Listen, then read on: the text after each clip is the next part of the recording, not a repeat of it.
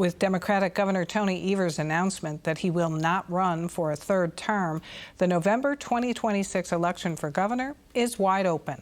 And already candidates are lining up. On the Republican side, Whitefish Bay businessman Bill Berrien and Washington County Executive Josh Schoemann have entered the race. Democratic Lieutenant Governor Sarah Rodriguez is also formally declared. Now, there are a whole lot more names potentially throwing their hat in the ring.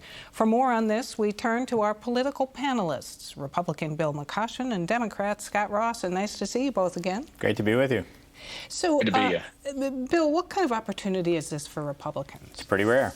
It's the second time in my 60 years on this earth where we've had an open gubernatorial seat. 2010 was the last time Scott Walker beat Milwaukee Mayor Tom Barrett. So the fact that it's an open seat is an opportunity for Republicans to actually win here. Both of the national prognosticators, whether it's the Cook Political Report or Larry Sabato's crystal ball, move this race from lean Democrat as soon as Tony Evers made his announcement to toss-up. So it's an opportunity for the Republicans to potentially take back the governorship in 2026 here in the state of Wisconsin. So, Scott, as to that toss-up kind of status, how would policymaking change if, in fact, a Republican were to win? Well, I mean, obviously, if the Republican Party, which is wholly controlled by Donald Trump, were to win the gubernatorial election and Democrats not pick up either of the chambers, it would be the most radical, extreme, partisan handout to special interests and corporate and the wealthy that we've ever seen in the history of Wisconsin. But I think that you have to look beyond, the sort of toss-up numbers when it comes to the Cook. Yeah, if you look at it on face, Wisconsin, goes back and forth.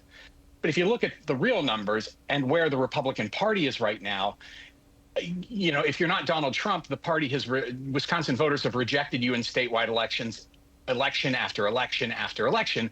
I think we've only had two of any consequence that have gone Republican in the last 15 years. Ron Johnson, of course, who got in there because, the DSCC abandoned Mandela Barnes and he was outspent by $26 million in racist third-party ads.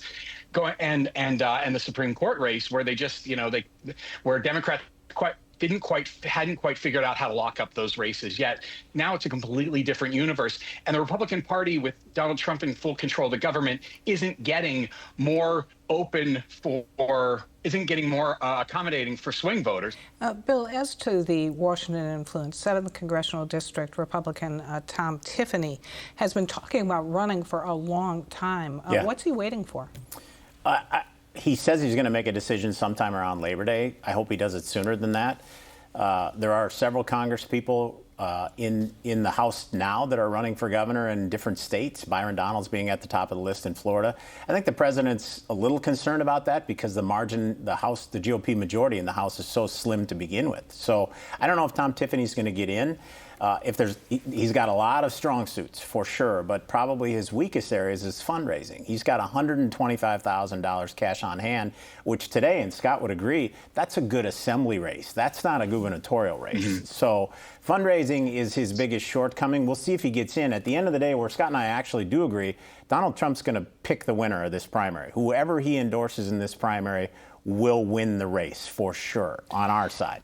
Who else are Republicans looking at, Bill? I mean, there is a long list of people out there. Well, other names that are being bandied about are State Senator Mary Felskowski, who comes from roughly the same geography as Tom Tiffany. She represents the 12th Senate District up north.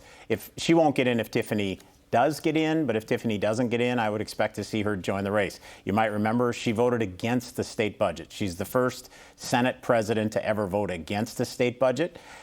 Eric Hovde's name still gets talked about, and I think there's a player to be named later. Again, because it's an open seat, it's a real opportunity. So I think there's probably somebody on our side that people aren't talking about yet who could get in this race. Remember, we got 375 days between now and the August 11th, 2026 primary. I'm sorry, I just want to say, I think the reason, part of the challenge that the Republicans are going to have, in contrast to the Democrats, is that their two Republicans have no experience. I mean, God bless Washington County, but it's not even one of the top 10 largest counties in Wisconsin. Whereas on the Democratic side, there is a very long list of people with credentials who have delivered for the people of Wisconsin, starting with the lieutenant governor, continuing with the attorney general, who's gotten $750 million back from opioid settlements, something that the previous Republican administration and previous Republican attorney general refused to allow us to get. You've got the county executive in the state's largest county, David Crowley. You've got State Senator Kelda Roys, who's on the Joint Finance Committee and who's run a couple times before.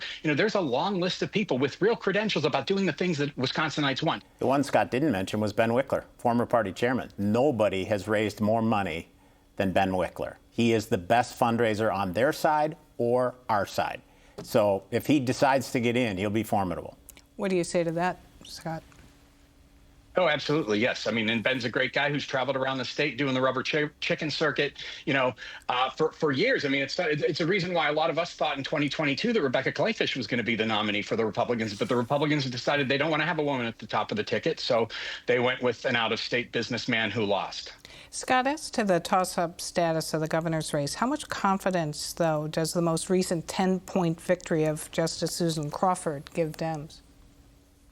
Well, they're two different races, but it also shows that Democrats are have been able to mobilize their voters in a way that Republicans simply have not been able to do for a very, very long time. Again, they've won a couple statewide elections, but the margins percentage-wise and number-wise are so much more narrow than the blowouts that the Democrats have been able to do because, again, they're talking about the things that people want. They want to make sure that people are protected. They want to make sure that abortion rights are protected and restored in some cases. They want to make sure that when you go into court, that you have your day in court and it's not balanced towards the rich. That's completely different to what the agenda of the Republicans are, most embodied by the fact that, we've got this big bad bill which is now going to bankrupt the country, kick 270,000 Wisconsinites off of their health care, snatch SNAP benefits, literally take the food out of babies and children. That's the agenda of the Republicans. And Democrats will continue to run on that in contrast with what we're trying to do. I wanted to just jump to the next Supreme Court election and have you describe the stakes of that. Well, we have Rebecca Bradley, who hasn't decided whether she's going to seek re-election or not. On her most recent finance report, she hadn't raised any money.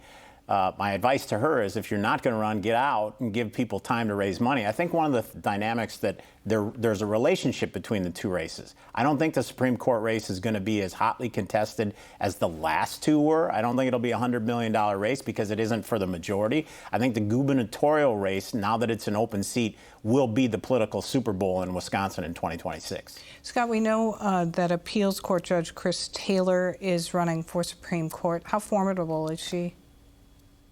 I think she's an incredible, formidable candidate and has built a career on protecting the rights of people in Wisconsin, whether it is for living with dignity or abortion rights or whatever, that is the profile that she has, the record that she has, and especially as a judge.